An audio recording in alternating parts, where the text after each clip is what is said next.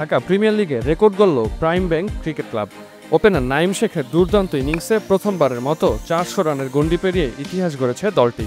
মিরপুর শেরেবাংলা স্টেডিয়ামে ব্রাদার্স ইউনিয়নের বিপক্ষে 50 ওভারে 8 উইকেটে 422 রান তোলে প্রাইম ব্যাংক, যা ডিপিএলের ইতিহাসে সর্বোচ্চ দলীয় সংগ্রহ।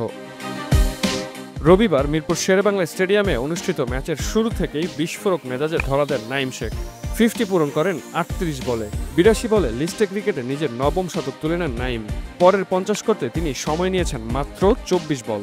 নাঈমের সামনে সুযোগ ছিল সৌম্য সরকারের পর দ্বিতীয় বাংলাদেশি ব্যাটসম্যান হিসেবে লিস্টে ক্রিকেটে ডাবল সেঞ্চুরি তুলে নেওয়ার, তবে সেটা আর হয়ে ওঠেনি।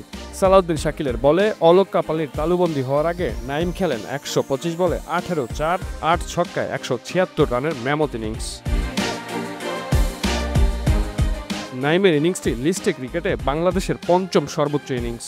2019 সালে সাভারে শেখ জামাল ধানমন্ডি ক্লাবের সৌম্য সরকারের 208 রানের ইনিংসটি সর্বোচ্চ, আর লিস্টে ক্রিকেটে আগের দলীয় সর্বোচ্চ স্কোর ছিল 2018 সালে আবাহনীর করা 393 রান। এতদিন সেটাই ছিল সর্বোচ্চ দলীয় সংগ্রহের রেকর্ড।